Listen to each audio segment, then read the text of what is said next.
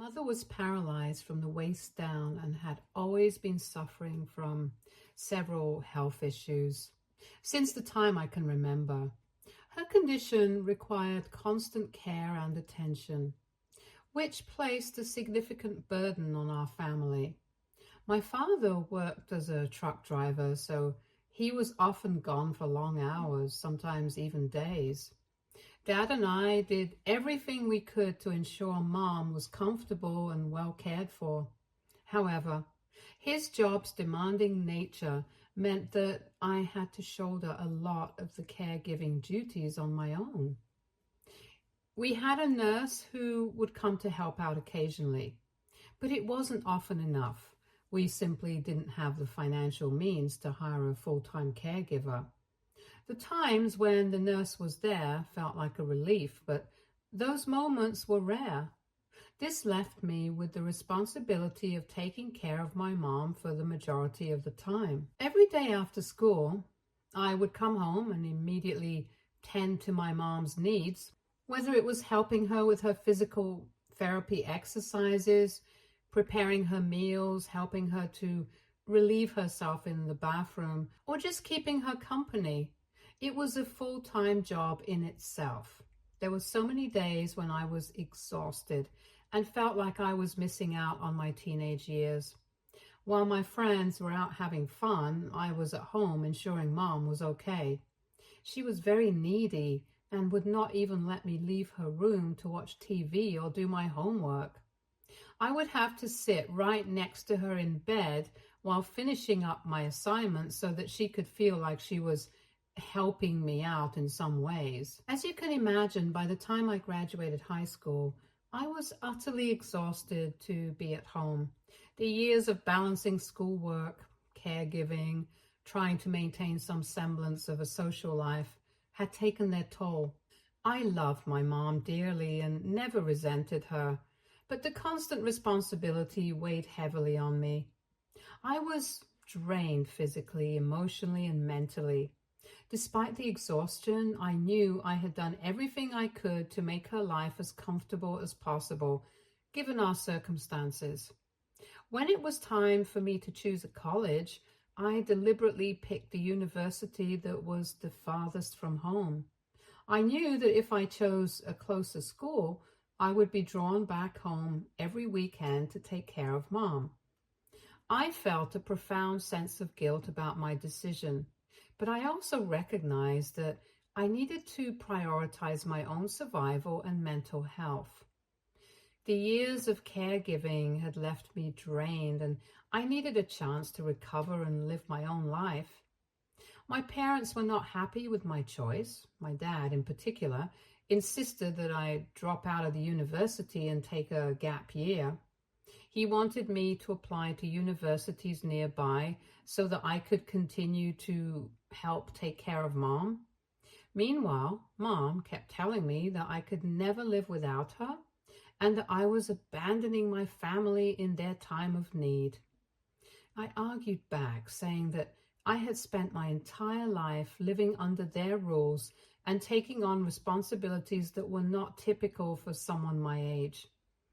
I told them that it was time for me to get out and live my own life. My dad threatened to cut me off financially if I didn't listen to him. In a moment of anger and frustration, I told him it was time for him to step up and take care of his wife, instead of expecting a child half his age to shoulder the burden. My parents were furious and made their indignation clear. Mom cried for days, pleading with me to reconsider my decision. Up until the day I had to move out, she kept begging me to stay. Her tearful pleas and my dad's stern disapproval weighed heavily on my heart. But I stood my ground, knowing that if I didn't take this step, I would never be able to live my own life or heal from the years of emotional and physical exhaustion. It was one of the hardest decisions I ever had to make, but I knew it was necessary for my own well-being. When I finally moved into my college dorm, it felt surreal. I couldn't believe that I was finally free from the responsibilities that had defined my life for so long. The dorm room with its simple bed, desk, and closet, symbolized a new chapter. I was overwhelmed with a mix of emotions: relief, excitement, and a touch of sadness for leaving my family behind. During college, I tried my best to stay in touch with my parents. My dad, however, always resented me for leaving. Our conversations were often strained, filled with underlying tension and unspoken accusations. He couldn't understand my need to get away, and he held on to his bitterness. My mom, on the other hand, missed me terribly. Over time, she began to understand that I had no choice but to leave. She realized that I needed this break for my own well-being because I had to take care of my mom from such a young age. I made the decision quite early on in my life that I never wanted to have children, and my mind has never changed. My entire childhood and teenage years was spent taking care of an adult, and I felt I didn't have the mental and emotional capacity left in me to take care of anyone else in the future. I was always clear about this choice with every guy I have ever met. For a long time, I chose to remain single rather than date men who, despite knowing my decision to remain child-free, would hope that I would eventually change my mind. When I didn't change my mind, they would get angry, saying how women were supposed to have children and that it was ungodly of me to deny them. Their reactions reinforced my decision to stay single. I refused to let them pressure me into a life I didn't want, and I was determined to find someone who would accept me for who I was, without the expectation of motherhood.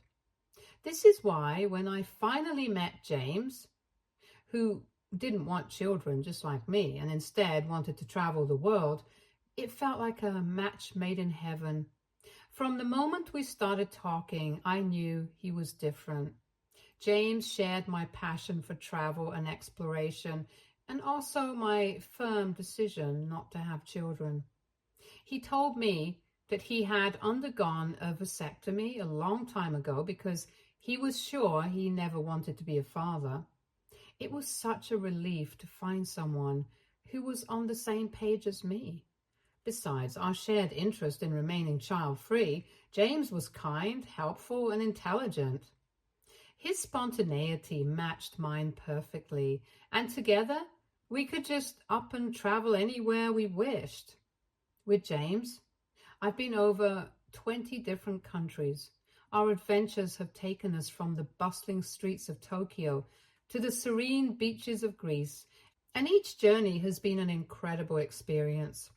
Now, don't get me wrong, we're not rich, and neither do we come from wealthy families.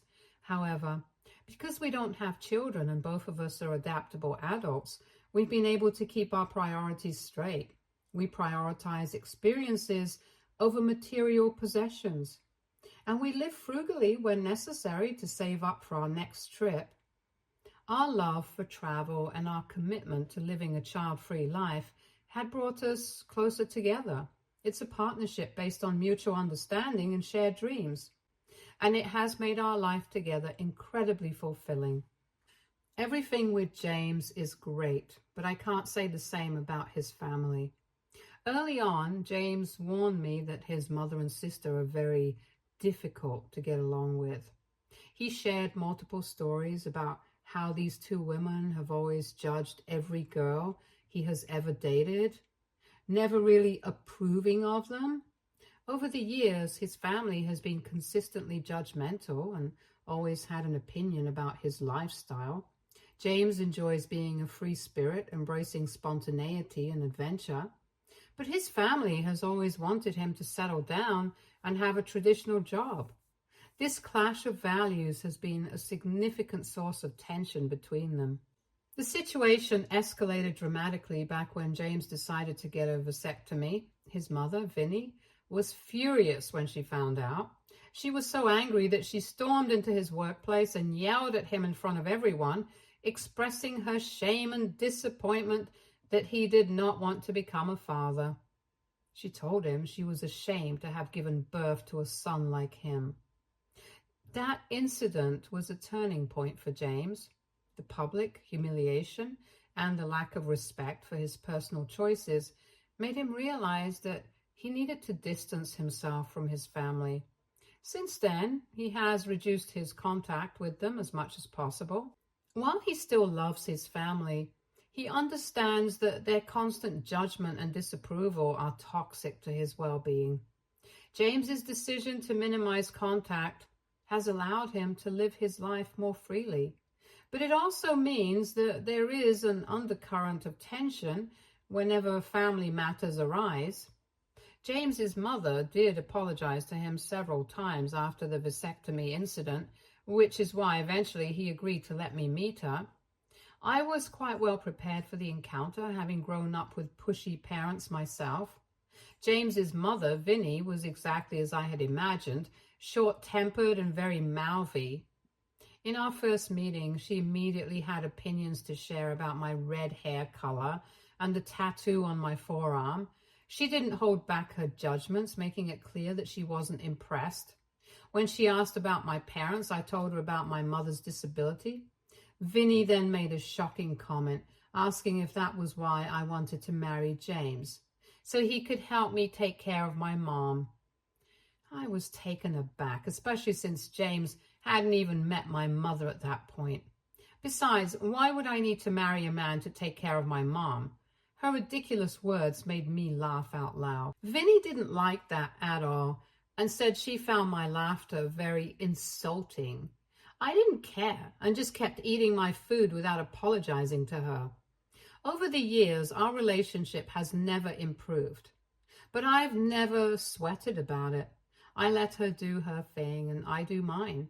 Her opinions and judgments don't affect me, and I maintain a polite but distant relationship with her.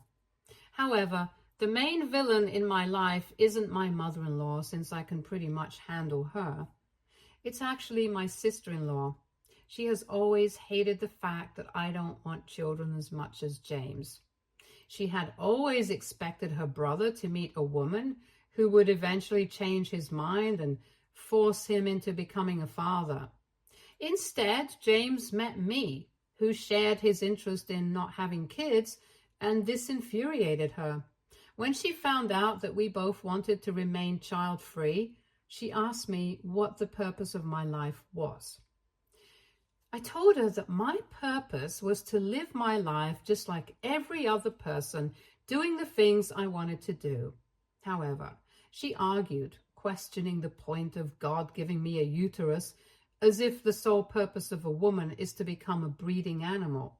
I responded that just because one has a uterus doesn't mean they have to use it, and that people who don't want to have children shouldn't be forced to take on kids they can't manage.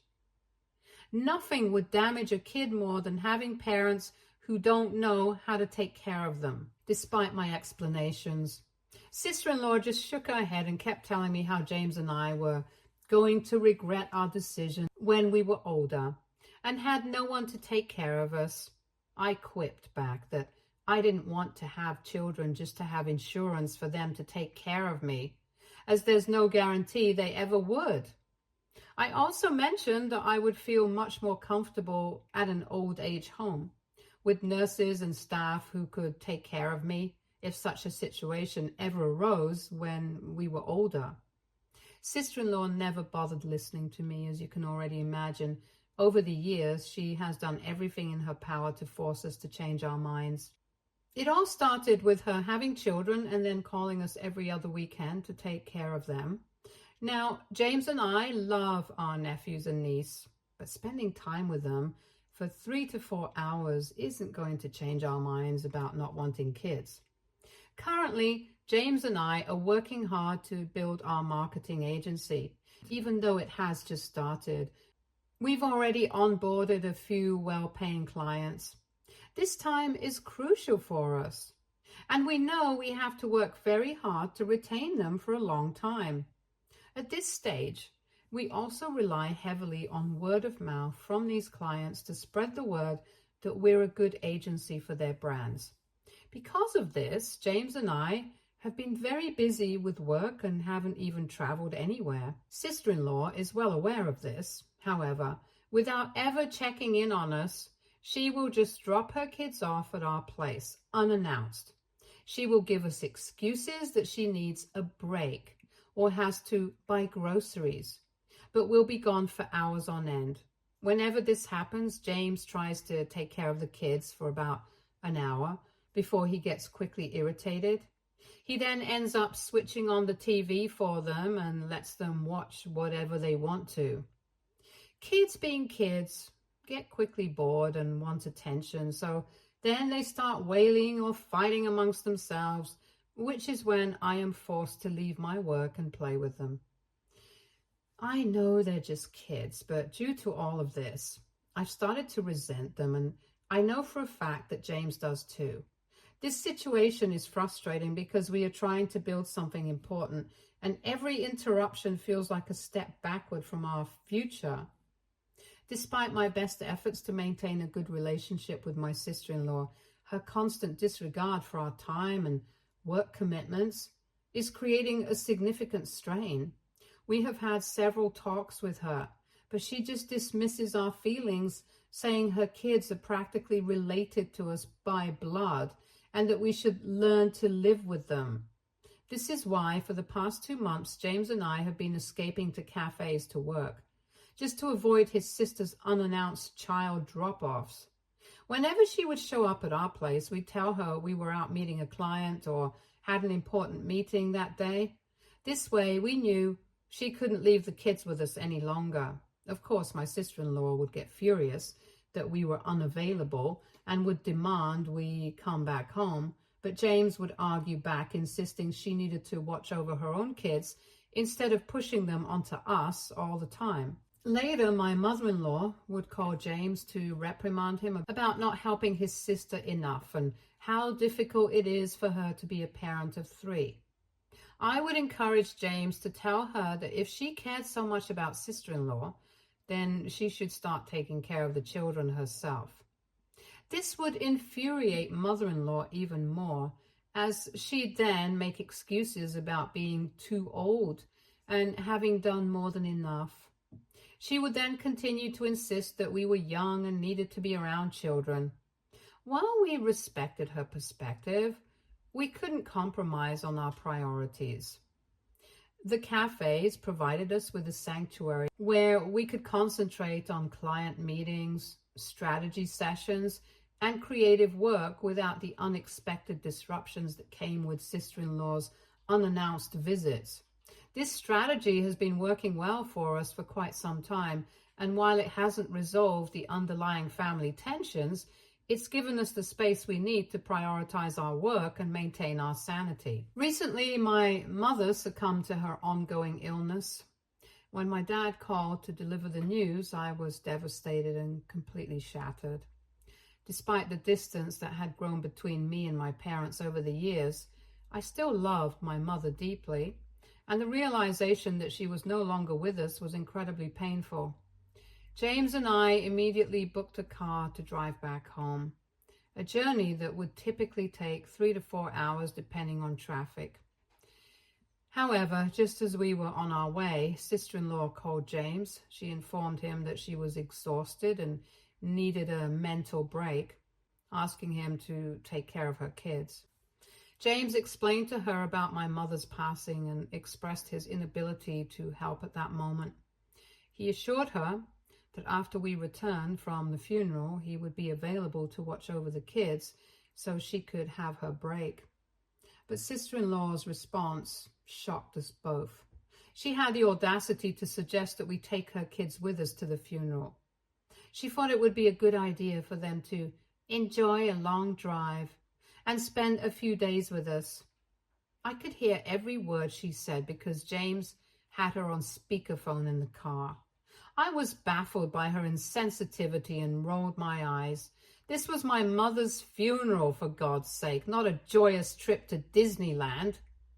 Her kids had never even met my mom, and the thought of bringing them to an event where people would be grieving was completely inappropriate and disrespectful to everyone, including me. Sister-in-law didn't even bother to ask James about me or how I was doing, yet wanted us to just take her kids off her hands. James again declined her and told her that he was driving, so he would have to call her back later. During my mom's funeral, I received only a couple of texts from my mother-in-law and sister-in-law offering their condolences. I didn't hear from them over the phone, but I wasn't too bothered at that time because my focus was entirely on honoring my mom's memory and supporting my family through this tough period. On the day of the burial, James started receiving numerous missed calls from his mother, which he chose not to answer. Since I had left my phone at home, I couldn't be sure if they had tried to reach out to me as well. When we returned home after the funeral in the afternoon, I was surprised to find several voicemails waiting for me from sister-in-law and mother-in-law. I initially thought they were reaching out to express sympathy for my mother's passing, but to my surprise, there were multiple voicemails demanding that James and I come back immediately to watch over the kids. They explained they wanted to go on a shopping spree, which left me taken aback and hurt as I listened to voicemail after voicemail from both of them, insisting on our return. James heard the messages too and immediately called his sister to confront her about their inappropriate demands. Like me, he was starting to get really frustrated with their insensitivity and selfishness during such a difficult time. We found it incredibly insensitive that they were more concerned about their own plans than understanding the emotional toll losing my mom had on me and James. However, when James finally got in touch with his sister, she informed us that she was already with mother-in-law on the road and they had left her kids at home. She insisted that we needed to drive back to her place immediately, as it had already been 30 minutes since they had left after sending us the last voicemail. James incredulously questioned if she had in fact lost her mind, since we had just come back from burying my mother and there was no way we could drive to her place at the moment. Hearing this in the background, mother-in-law started to yell at him, accusing him of only prioritizing his wife and having no problem driving with me to my mom's funeral. She said he should also prioritize his family and have no issue driving back immediately and taking care of his nephews and niece. James pointed out how they could not just force us to drop everything for the kids, especially when we were still in mourning. However, sister-in-law defended herself, stating that she had left the TV on and provided enough food for the children, so we didn't have to do much for them. But she insisted that we needed to return home as soon as possible because the kids would get hungry soon. My eyes widened in shock as I started to realize that she sounded quite serious.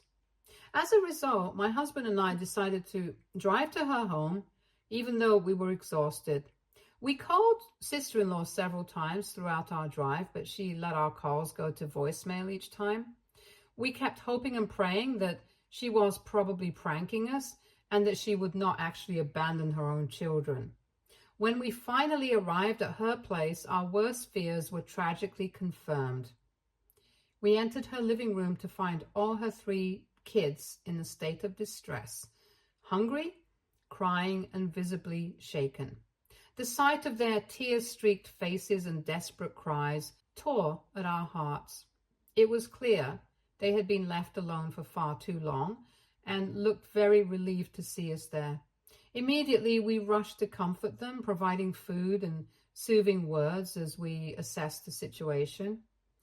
Guilt and anger surged within us, and how could sister-in-law have been so reckless, so indifferent to her own children's well-being?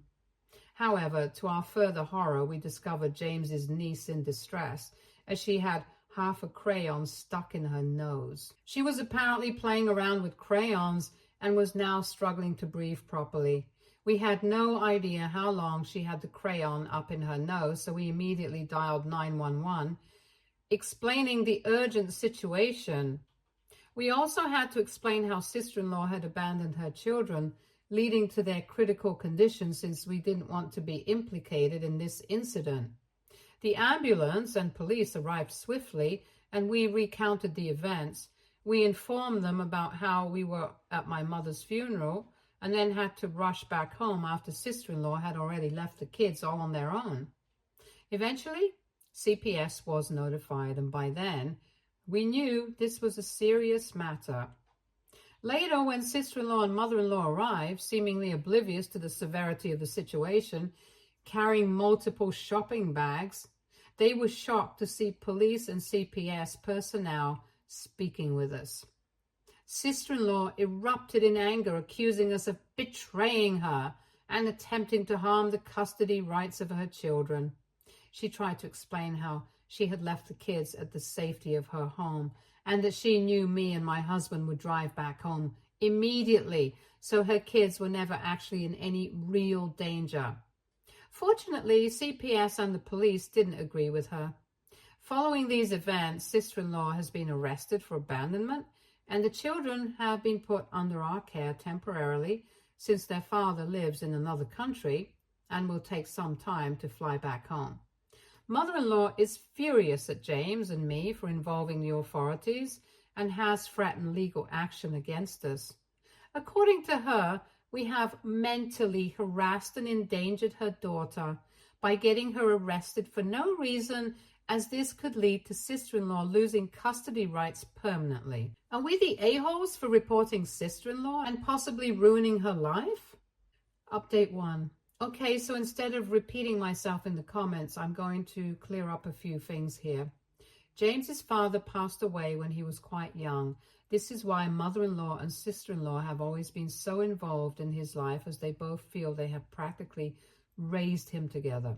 Obviously, that's not true, because according to James, his mother and sister used to abandon him as a child all the time to do their own thing, so he learned to pretty much take care of himself all on his own. This is also the #1 reason why he has never wanted to have kids after watching his mother be such a terrible parent to him and his sister. My husband does stand up to them all the time, but they just refuse to take no for an answer. Sister-in-law and her ex-husband are divorced. Her ex currently lives in another country for his job, but he's flying back soon to take on the responsibility of the kids. He does pay child support every month, as well as had to pay a hefty alimony during his divorce, which is how sister-in-law can afford to live a lavish lifestyle without a job. Since the court generally lets mothers have full primary custody of the children, they have been living with sister-in-law as a result, and the father comes and visits the kids every other month. I don't think he had any idea that his wife would regularly abandon their kids at our place, because we have never talked to him, but we are planning to have a sit down with him when he arrives and let him know everything that has been going on. As of now, the kids are doing okay with us. They don't look traumatized, and we are doing our best to take care of them as much as we can. Unfortunately, James and I don't think we can take care of the children permanently in the future. We are not equipped to take on this responsibility, and we are grateful that their father will be arriving soon. Yes, mother-in-law is still threatening to take us to court. However, after reading all your comments, I feel much better knowing that she doesn't really have any legal grounds to stand on. As usual, she's just probably trying to intimidate us and refusing to accept her own role in encouraging sister-in-law to abandon her kids that day. Update 2. So sister-in-law has been released on bail currently thanks to her lawyer. However, this arrest is going to seriously affect her upcoming custodial fight with her ex-husband. Her ex did come to meet me and James. He thanked us for everything and told us that he had no idea about how sister-in-law had been treating their kids. He assured us that he would take his kids away from sister-in-law no matter what, to prevent them from ever suffering again. The ex seems quite well off, so I'm sure he can hire nannies to care for the children at his place, which is a far better option than what sister-in-law does. The only thing sister-in-law won't like about this arrangement is losing child support, which she depends on to maintain her lifestyle. We have blocked mother-in-law after sending her a long text message in which we firmly expressed that we wanted nothing to do with her whatsoever, and that she shares 100% responsibility with sister-in-law for abandoning the kids in that state. We further informed her that we were done with her narcissistic behavior, and if she ever approached us again, we wouldn't hesitate to get a restraining order against her. We are hoping this makes her stop contacting us ever again in the future. Update 3. I know it's been several months since I last updated, but I wanted to come here and give a final update about sister-in-law. It turns out she lost custody and the judge rightfully let the father take full custody of the children. Sister-in-law's neglect and abandonment of the kids were crucial factors in the court's decision. During the custody battle, several witnesses, including us, testified about the conditions we found the children in and sister-in-law's irresponsible behavior. I also testified about the multiple times sister-in-law would drop off her kids at our place and practically force us to take care of them.